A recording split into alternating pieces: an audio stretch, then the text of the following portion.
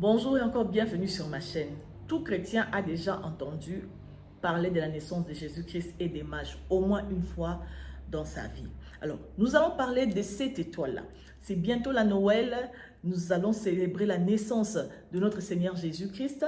Nous allons célébrer notre sens, disons, de l'existence de notre Seigneur.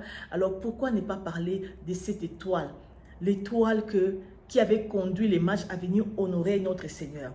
Jésus-Christ est né dans une étable, pas dans un palais. Donc, c'est-à-dire que normalement, il est passé inaperçu. Les mages, qui étaient des grandes personnalités, ils ont vu l'étoile de Jésus briller. Ils n'ont pas seulement vu l'étoile de Jésus, mais ils ont vu l'étoile de Jésus briller depuis l'Orient. Et c'est cette étoile-là qu'eux, ils ont suivi jusqu'à venir voir Jésus. Lorsque les mages suivaient l'étoile de l'Orient, ils sont arrivés à Jérusalem. Et à Jérusalem, ils avaient complètement perdu le contact avec cette étoile-là. Au point que, puisqu'ils savaient qu'un roi était né, ils sont allés directement au palais. Ils sont arrivés au palais, croyant que, comme le roi était né, ça ne pouvait qu'être dans un palais. Ils se sont renseignés chez le roi.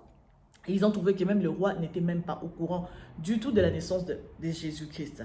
Et lorsqu'ils sont sortis du palais, c'est là que l'étoile a encore réapparu, jusqu'à les montrer où était né Jésus. Je pense que cette étape est très spéciale. La présence de l'étoile dans nos vies. Tu peux avoir une maison, elle est jolie, elle est construite de matériaux spéciaux, mais lorsque cette maison n'a pas d'étoile, elle ne va pas briller. Dans notre vie, il ne suffit pas d'avoir une étoile, mais il faut que l'étoile brille.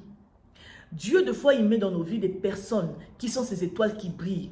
Pas parce que nous ne sommes pas suffisamment des étoiles, mais c'est parce qu'il y a des connexions, des saisons, des périodes que Dieu fait des grâces dans nos vies.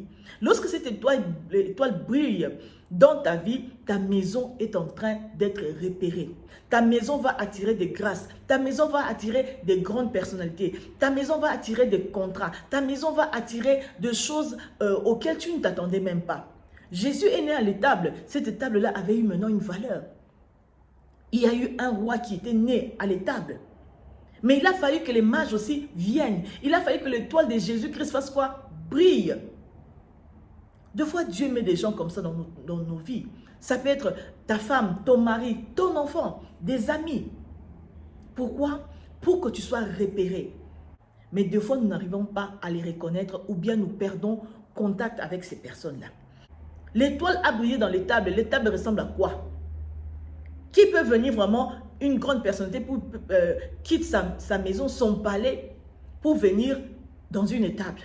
Mais l'étable avait eu maintenant une valeur à cause de l'étoile de Jésus qui brillait. Tu peux avoir une belle maison, mais si tu n'as pas l'étoile qui brille, ta maison n'a peut-être pas de grâce. Nous devons reconnaître ces grâces-là. Il y a de ces gens qui se disent que moi, ce que je suis aujourd'hui, ce sont mes propres efforts. Moi, ce que je suis aujourd'hui, c'est mon intelligence. Mais attention, peut-être qu'il y a une étoile qui est en train de briller dans ta vie. Peut-être que tu brilles parce que tu évolues parce qu'il y a une étoile qui est ta femme, qui est ton mari, qui est ton enfant. Enlève cela de ta vie. Regarde maintenant ton intelligence, où est-ce qu'il va t'amener. Regarde maintenant les efforts que tu fais, où est-ce que cela va t'emmener. C'est comme ça avec Dieu. Dieu aime les gens qui reconnaissent ce qu'il met en nous. Dieu a mis une étoile dans ta vie, saisis cette période-là. Fais que cette étoile-là vraiment soit bien utilisée par toi. Peut-être ta maison, elle est trop simple. Peut-être ta vie, c'est une vie vraiment que les gens se demandent, mais comment cette personne peut avoir de tels contrats? Comment cette personne peut briller de la sorte? Non, c'est la grâce que Dieu a mise sur toi. Dieu est en train de faire briller une étoile au-dessus de ta maison. Dès que cette étoile est retirée du toit de ta maison devient fade, ta maison ne brille plus, ta maison devient sombre. Même si elle est construite avec des matériaux luxueux qui coûtent, décorés de manière somptueuse, mais elle ne brille plus. Pourquoi? Parce que tu n'as pas eu à reconnaître l'étoile que Dieu avait mis sur ton toit. Tu as compté sur ton intelligence. Tu as cru que c'était par ta force que tu recevais des grâces, que tu étais visité par de grandes personnalités, que c'est par ta grâce, disons par ton intelligence, que tu étais visité par de grandes personnalités. Tu as cru que c'est par ton intelligence, par ton effort physique, par ta beauté, que tu as été en contact avec des grandes personnalités de ce monde, que tu as signé de grands contrats. Non, c'est Dieu qui avait mis une étoile sur ton toit. Dieu a mis une étoile sur ton toit. Voilà pourquoi les grâces sont surabondantes aussi dans ta vie. Voilà pourquoi aujourd'hui les gens qui comprennent des choses de foi, ils se font des mentors. Ils ont des mentors parce qu'ils se disent que c'est avec cette personne, si je m'attache à cette personne, je peux aller loin. Dieu peut mettre une étoile dans ta vie aujourd'hui. C'est Noël, c'est un temps spécial pour nous les chrétiens. Reconnaissons l'étoile que Dieu fait briller dans notre vie. Toi-même aussi, tu peux être l'étoile que Dieu fait briller pour toi-même. N'éteins pas cette brillance. Tu peux être une étoile sans brillance. Aujourd'hui, décide-toi que cette étoile-là doit briller.